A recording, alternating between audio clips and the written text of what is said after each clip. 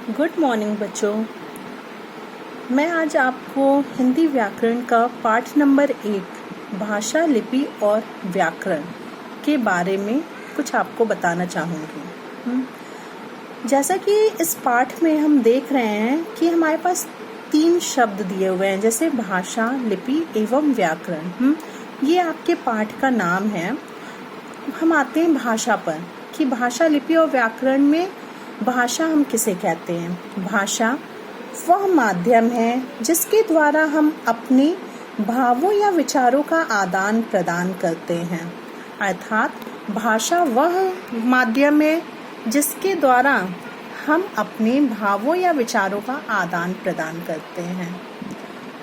अतः मतलब जब हम किसी से कोई बातचीत करते हैं और वो जिस रूप में दूसरे तक पहुंचती है उसे हम भाषा कहते हैं। जैसे नानी जी कहानी सुनाती हैं, मोनिका पत्र लिखती है।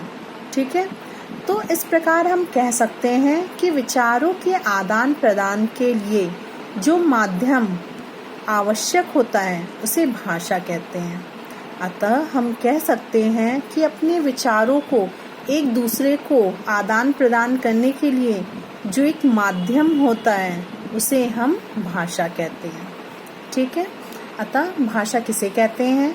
भाषा वह है जिसके द्वारा हम अपने विचारों को दूसरों को बताते हैं। भाषा के रूप, भाषा के 2 रूप होते हैं।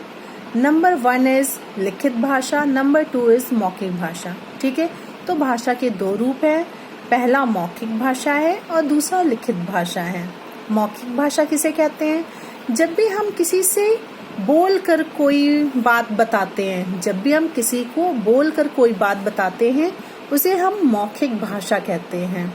ठीक है, अर्थात भाषा को जब बोलचाल के रूप में प्रयोग करते हैं उसे हम मौखिक भाषा कहते हैं। लिखित भाषा किसे कहते हैं? जब भी हम अपने विचारों को लिखकर किसी को बताते हैं उसे हम लिखित भाषा कहते हैं।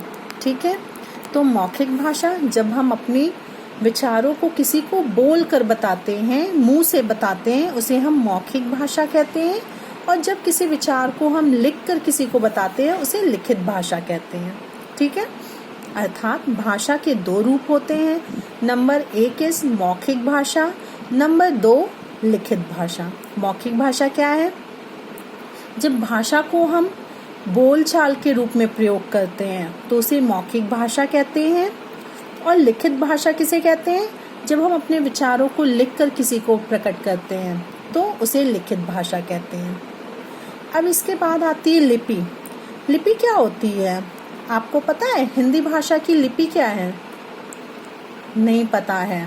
हिंदी भाषा की जो लिपि है या जो हिंदी भाषा हमारी है, जो जिस लिपि में लिखी गई है उसे देवनागरी लिपि कहते हैं। मतलब देवनागरी लिपि में ही हमारी हिंदी भाषा लिखी गई है। तो कभी भी आपसे कोई पूछे कि आपकी हिंदी भाषा की लिपि क्या है तो आप तुरंत उन्हें बताइएगा कि देवनागरी लिपि है। ठीक है, अब हम आते हैं लिपि पे। पहले लिपि समझते हैं। पहले हम लिपि को जाने कि आखिर लिपि होती क्या है।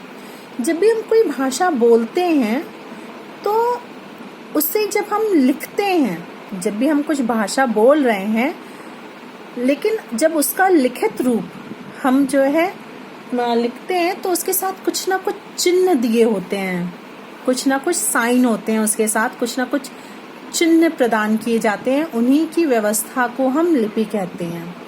अर्थात मौखिक भाषा को लिखित रूप प्रदान करने के लिए कुछ चिन्ह निश्चित किए गए हैं। इन्हीं चिन्हों की व्यवस्था को हम लिपि कहते हैं। मौखिक ध्वनियों को लिखने के लिए निश्चित किए गए चिन्हों की व्यवस्था को लिपि कहते हैं।